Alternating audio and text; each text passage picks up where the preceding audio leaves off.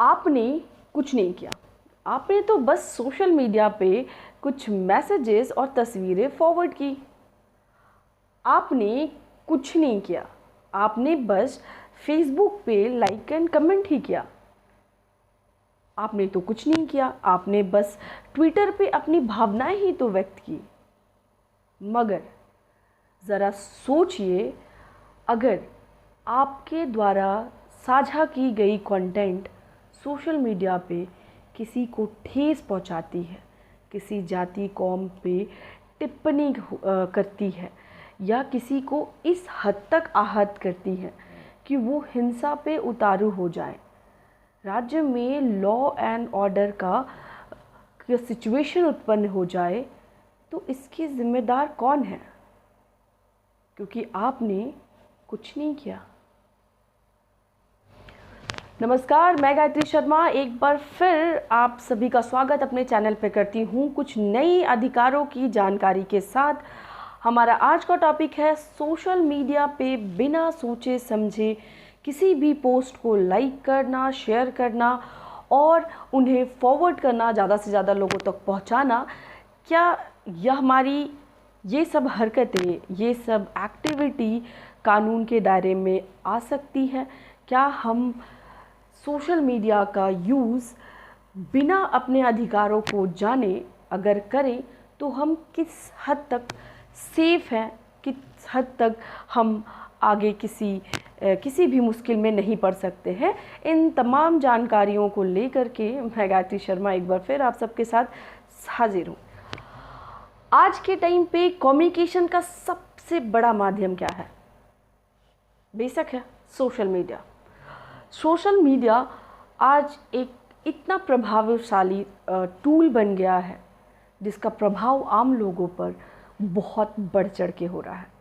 मैं कुछ अभी रिसेंट के कुछ एग्जाम्पल्स, कुछ उदाहरण और वायरल वीडियोस मैं आपको बताती हूँ जिसके चलते काफ़ी कार्रवाई की गई।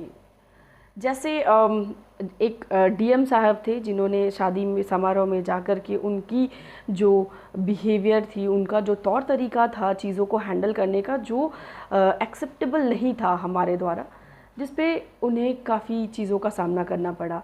अभी रिसेंट ही मैंने एक वीडियो देखा जिसमें कलेक्टर साहब ने एक आम नागरिक को थप्पड़ मार दी।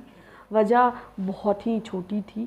तो इस तरह की बहुत सारी ऐसी वायरल वीडियोस हैं जिसके कॉन्सिक्वेंसेस और जिन पे कार्रवाई तुरंत हो जा रही है।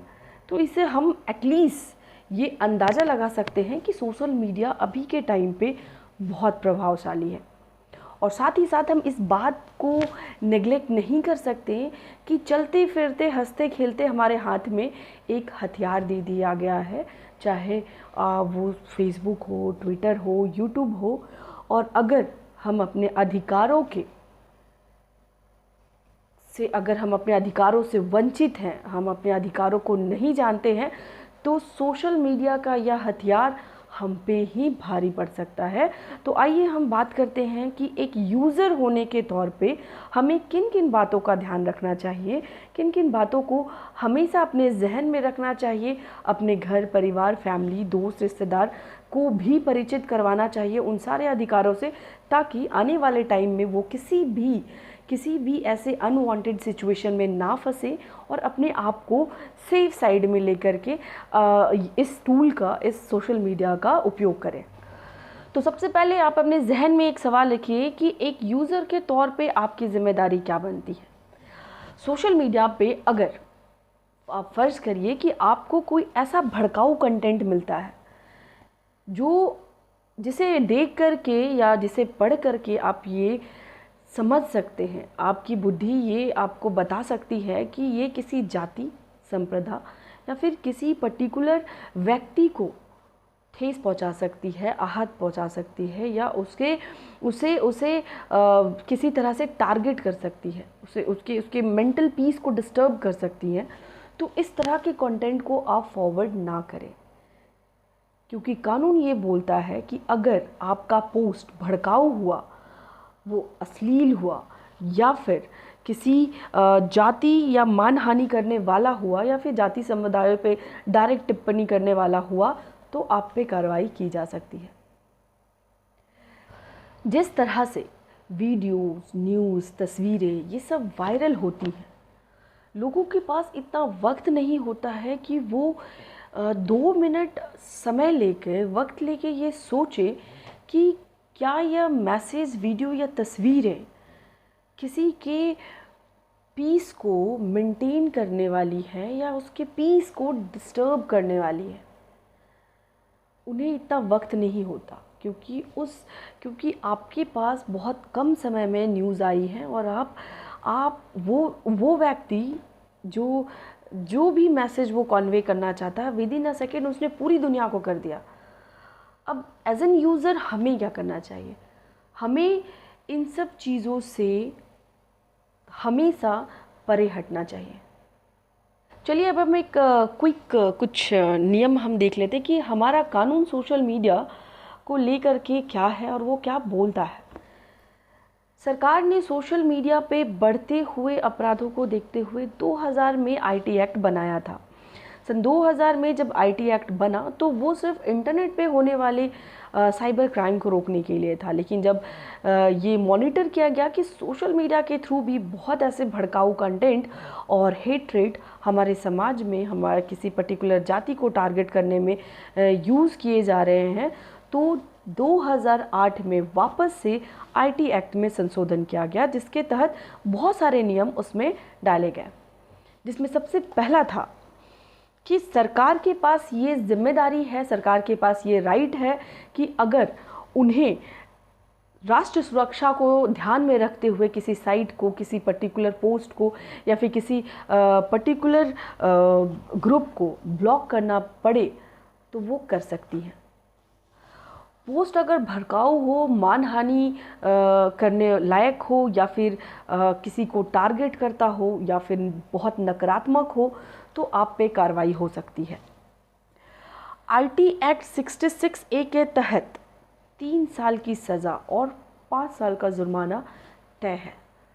तो दोस्तों आप इस बात को ध्यान में रखें कि हमारे एक लाइक, सब्सक्राइब और फॉरवर्ड बस इतना ही करने से हम काफ़ी बड़ी मुसीबत में फंस सकते हैं। चलिए आगे देखते हैं और क्या कहता है हमारा कानून।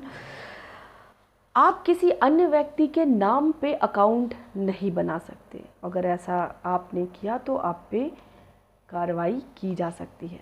आप किसी अन्य व्यक्ति के अकाउंट में ज़्यादा छेड़छाड़ भी नहीं कर सकते। आप किसी व्यक्ति की प्रोफाइल पिक या फिर उनके फ़ोटो का मिसयूज़ नहीं कर सकते हैं। आईटी एक्ट की धारा 67 के तहत सज़ा दी जा सकती है। साथ ही साथ किसी भी जाति, समुदाय के विरुद्ध बोलना, लिखना ये भी कार्रवाई के दायरे में आता है। मार्च 2015 में सुप्रीम कोर्ट ने एक ऐतिहासिक फैसला सुनाते हुए इंटरनेट पे अपनी अभिव्यक्ति की आज़ादी को लेकर के आईटी एक्ट के अनुच्छेद 66A को असंवैधानिक करार दिया था, क्योंकि आईटी एक्ट अनुच्छेद 66A के तहत ये बात कही गई थी कि किसी भी व्यक्ति विशेष को अश्लील टिप्पणी करना, अश्लील चीज़ें भेजना या उन पे कमेंट करना या मानहानि का किसी तरह का दावा करना ये अपराध माना गया था, जिससे सरकार, सुप्रीम कोर्ट ने मार्च 2015 में उसे हटा दिया गया था और असंवैधानिक करार दिया गया था।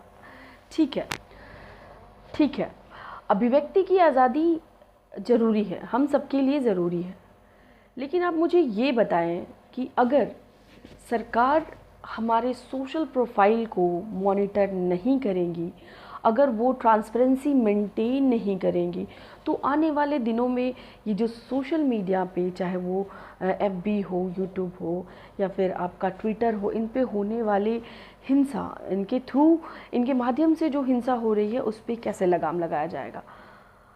क्योंकि एक और हम ये कहते हैं कि नहीं, ये हमारा प्राइवेसी कंसर्न है, ये हमारी प्राइवेसी को किल किया जा रहा है, हम क्या जा रहा है, वहीं दूसरी ओर हम सरकार पे ये ब्लेम लगाते हैं कि सरकार कुछ नहीं कर रही है, सरकार को तो पता ही नहीं है कि क्या हो रहा है, क्या नहीं हो रहा है।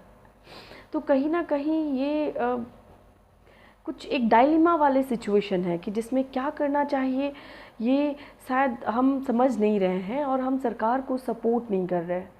सरकार को ये अधिकार होनी चाहिए कि जितनी भी लोग सोशल मीडिया पे हैं उनकी प्रोफाइल मॉनिटर हो, ताकि ये जो फेक अकाउंट बन के अभी जो क्राइम्स हो रहे हैं उन पे रोकथाम लगाया जा लगे। एक कुछ भी अगर सस्पिशियस एक्टिविटी नोट की जाती है तो डेफिनेटली हम उसे उस पॉइंट ऑफ टाइम पे रोक सकते हैं और उससे जो नुकसान हो सकता है किसी व्यक्ति विशेष का उसे हम एटलीस्ट कम कर सकते हैं। तो ये बातें होनी चाहिए।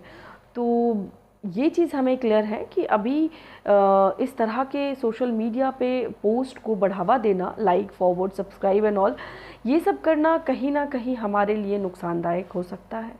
कहीं ना कहीं हम खुद फंस सकते हैं इस तरह की सिचुएशन में। तो आप अपने अधिकारों को जानते हुए, चाहे वो सज़ा का जो प्रावधान हो, जुर्माना का प्रावधान हो या किस एक्ट के थ्रू आपको सज़ा हो सकती है, अपने आप को अपग्रेड रखें। अपने जानकार, दोस्त, रिश्तेदार, भाई, बंधु, उन्हें भी ये चीज़ बताएं और सतर्कता के साथ, सावधानी बरतते हुए इस टूल का यूज़ करें, सोशल मीडिया का यूज़ करें। सरकार द्वारा जारी गाइडलाइंस या आईटी एक्ट द्वारा जारी प्राइवेसी कंसर्न के जो भी गाइडलाइंस है उन्हें आप पढ़ें, समझें और फॉलो करें, क्योंकि ये कहीं ना कहीं आपकी सुरक्षा के लिए है, आपके लिए है। तो इसी के साथ मैं गायत्री शर्मा आज के लिए इतना ही। मैं अपने नेक्स्ट वीडियो में आपके फिर किसी अधिकारों के साथ आपको रूबरू करवाने मैं आ जाऊंगी। तब तक के लिए घर पे रहें, सुरक्षित रहें, फैमिली के साथ रहें, बाहर ना जाएं, सरकार द्वारा दिए गए गाइडलाइंस का अनुपालन करें और सुरक्षित रहें। नमस्कार।